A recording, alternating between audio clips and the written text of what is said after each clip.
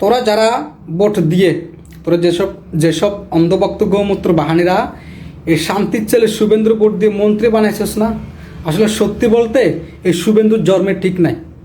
এই শুভেন্দুর বীজটা হচ্ছে বাংলাদেশের। শুভেন্দুর মা বাংলাদেশে হগা মারার ব্যবসা করতো, বুঝছস? আর বাংলাদেশের জনগণ, বাংলাদেশের মুসলিমরা তো এগুলো পছন্দ করে না, মুসলিমরা। তাই শুভেন্দুর মার ফাঁসা লাথি মেরে গোবর ল্যান্ডে ফাটাই দিছে। আর বীজটা হচ্ছে বাংলাদেশের। এই জন্যে শালার ফুট গরুর মাংস খায়, আবার মুসলমানদের বিরুদ্ধে কথা বলে, মাঝে মধ্যে হিন্দুদের বিরুদ্ধে কথা বলে। কারণ এর জন্মের ঠিক নেই। শুভেন্দু যে একটা কুলঙ্গার, একটা বেজন্মা, বুঝছস? অন্ধভক্ত গৌমূত্র বাহানিরা। আর তোরা দেখে শুনে এই কুলঙ্গার শুভেন্দু, যার কিনা জন্মের ঠিক নেই, সে কি বাংলাদেশি না নাকি ওই পাকিস্তানি নাকি তোদের গোবরল্যান্ডের, এতে এর জন্মের কোনো ঠিক নাই। তোরা তারে ভোট দিয়া মন্ত্রী বানাইছিস, মন্ত্রী বানাইছিস, বোকা চোদা মন্ত্রী বানাইছিস, হালার পাগলা চোদারে। এই সুরের বাচ্চাগুলো দেখি মানুষ রূপে, ইচ্ছে করে পাইলে সুযোগ মারতাম কোপে। এই সুর। নমস্কার, আপনারা দেখছেন সনাতনী মুখ ইউটিউব চ্যানেল।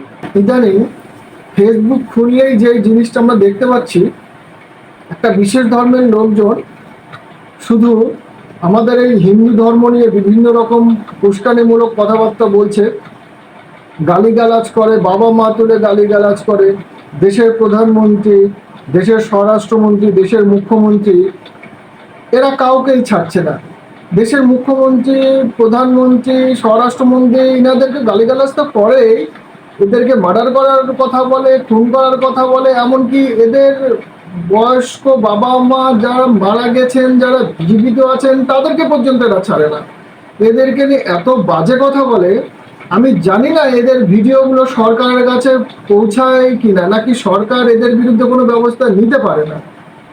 আমাদের দেখে এগুলো সত্যি খুব খারাপ লাগে, এগুলো কষ্ট হয়। কিন্তু সরকার কি করে? সেই আগের, এরা কি এখনো ভাবছে যে আগের সেই দুধের গায়ের সরকার আছে? আমি তো বুঝে পাচ্ছি না। আমাদের সরকার, আমরা এই সরকারকে অনেক ভরসা করে নিয়ে এসেছি। আমরা জানি যে এত বছর ধরে যে অন্যায় অত্যাচারগুলো আমাদের সাথে হয়ে এসেছে, এই সরকার আসলে অন্ততপক্ষে সেইগুলো বন্ধ হবে। কিন্তু কোথায়? তার তো কোনো কিছুই দেখতে পাচ্ছি না। তারা তো বহাল তবিয়তে যেমন ইচ্ছা তাকে যাকে যা ইচ্ছা বলে গালিগালাজ করছে। এর কি কোনো প্রতিকার হবে না? এর কি কোনো প্রতিবাদ হবে না? এদের প্রত্যুত্তরে আমরা যদি কোনো কথা বলতে যাই, কিছু বলতে যাই, তখন আমাদের বাবা মা তুলে অকথ্য ভাষায় গালিগালাজ করে। হ্যাঁ, ভুখোর মুখোর বলে মুখে যা আসে তাই বলে। তাদের এক একজনের অ্যাটিটিউড, চাল চলন, তাদের কথাবার্তা, তাদের চাউনি ভাব দেখলেই বোঝা যায় তারা জঙ্গি, তারা জেহাদি। আমাদের যদি বিজেপি সরকার ক্ষমতায় থাকার পরেও যদি আমরা যদি এদের সরকার যদি এদের ব্যবস্থা না নিতে পারে, তাহলে কোন সরকার এসে আর এদের বিরুদ্ধে ব্যবস্থা নেবে? আমি তো সেটাই বুঝে পাই না। আদৌ কি সরকার এদের বিরুদ্ধে ব্যবস্থা নেবে না নাকি? আমরা অনেক আশা করেছিলাম, অনেক স্বপ্ন নিয়ে এই সরকার পরিবর্তন করেছিলাম। আমরা ভেবেছিলাম যে আমরা যোগীজির মতো একটা মুখ্যমন্ত্রী পাবো।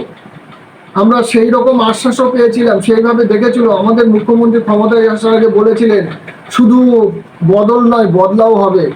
বদলা কিন্তু হচ্ছে না। বদলা চাই, কারণ এরা যারা এত বছর ধরে অন্যায় করেছে, এরা যারা মানুষের উপরে অত্যাচার করেছে, জুলুম করেছে, খুন করেছে, তাদের সত্যি তারা কি শাস্তি পাবে না? আমরা কিন্তু তারা শাস্তি পাক এই ভরসায় কিন্তু আমরা এই সরকারকে ক্ষমতায় এনেছিলাম। প্রত্যেকটা অপরাধের বিচার হোক, সরকারের কাছে আবেদন।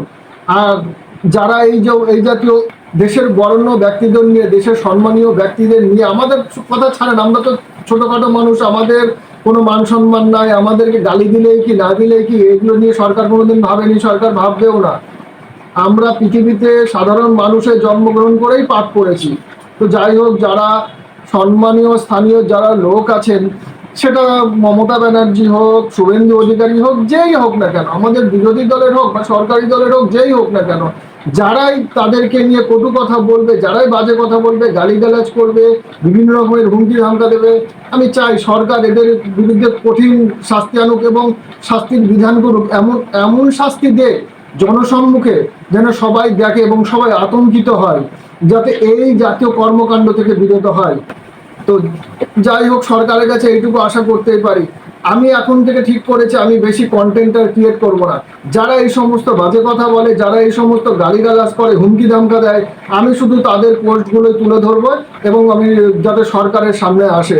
আর সবার কাছে বলবো এই পোস্টগুলো এমনভাবে শেয়ার করবেন যেন সরকার বা আমাদের রাজ্য পুলিশ বা কলকাতা পুলিশের কাছে পৌঁছে যায়, বা দেশের পুলিশের কাছে যেন পৌঁছে যায়, বা দেশের প্রধানমন্ত্রী মুখ্যমন্ত্রীর কাছে যেন পৌঁছে যায়। আমরা চাই এই অসভ্য বর্বরগুলোর যেন শাস্তি হয়। সত্যিই খুব খারাপ লাগছে এত কিছু, এরা একটা ওপেন সোর্সে এসেও এত কথা বলছে, তারপরেও এরা কেমন মানে এত সুন্দরভাবে ঘুরে বেড়াচ্ছে, আমরা তো এটাই বুঝে পাই না।